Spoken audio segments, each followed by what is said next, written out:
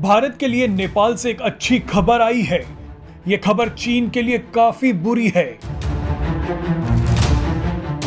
कुछ समय पहले तक चीन ने नेपाल को भारत विरोधी गतिविधियों का अड्डा बना दिया था, लेकिन अब नेपाल में चीन की सभी साजिशें फेल होती नजर आ रही हैं।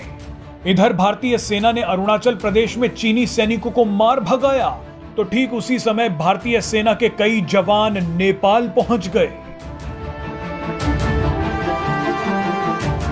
चीन को रणनीतिक और कूटनीतिक स्तर पर जवाब देने के लिए भारतीय सेना के कई जवान नेपाली सेना के साथ एक बड़ा युद्ध अभ्यास करने पहुंच गए हैं। इस सैन्य अभ्यास में भारत और नेपाल के कुल 650 सैनिक हिस्सा ले रहे हैं।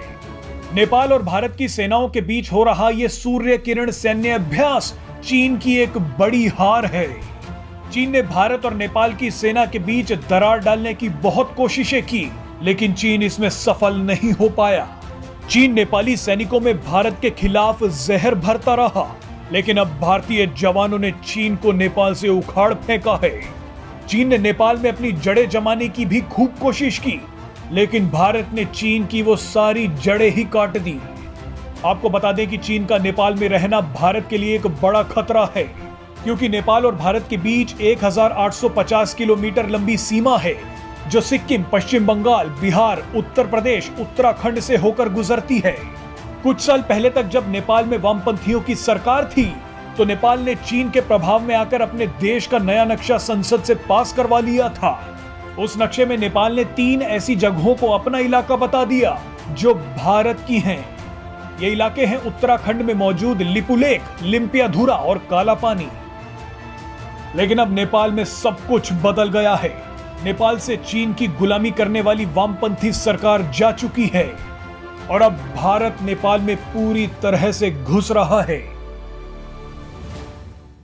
पुरानी कहावत है कि उंगली से नाखून कभी अलग नहीं होता। भारत और नेपाल के बारे में ये बात 100% सच है। दोनों देशों के बीच सदियों पुराने धार्मिक, सांस्कृतिक, व्यापारिक और सामाजिक रिश्ते हैं, लेकिन दोनों देशों के बीच सैनिक रिश्ते भी उतने ही प्रगाढ़ हैं। 200 सालों से ज्यादा समय से गोरखा जवान भारतीय सेनाओं और दूसरे सुरक्षा बलों में शामिल होते रहे हैं। चीन को जाहिर है इन संबंधों से परेशानी है। वो नेपाल पर अपना प्रभाव जमाना चाहता है ताकि इस मोर्चे पर भी उसकी पहुंच सीधे भारतीय सीमा तक हो सके। 2 साल पहले जब नेपाल में कम्युनिस्ट सरकार थी, तो चीन को कुछ कामयाबी मिली भी। चीन ने उस समय नेपाल में भारतीय नागरिकों और भारतीय कंपनियों के कामकाज में हर तरह का अड़ंगा लगाया, लेकिन कम्युनिस्ट सरकार जाने के बाद हालात फिर पहले जैसे हो गए। हाल ही में भारतीय सेना में भर्ती की अग्निपथ योजना को लेकर नेपाल में प्रदर्शन हुए।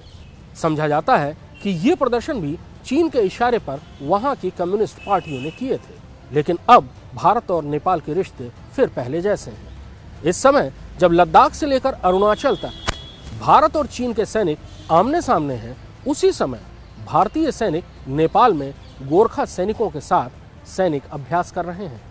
भारतीय सेनाध्यक्ष जनरल मनोज पांडे ने पद संभालने के बाद अपनी सबसे पहले सैनिक यात्राओं में से एक नेपाल में की थी, जहां उन्हें नेपाल आर्मी का मानद सेनाध्यक्ष बनाया गया। भारत और नेपाल के सेनाध्यक्ष एक दूसरे की सेनाओं के भी मानद सेनाध्यक्ष होते हैं। पुरानी कहावत है कि तलवार मारने से पानी अलग नहीं होता। चीन को अब शायद इस कहावत का अर्थ बहुत अच्छे से समझ आ रहा होगा।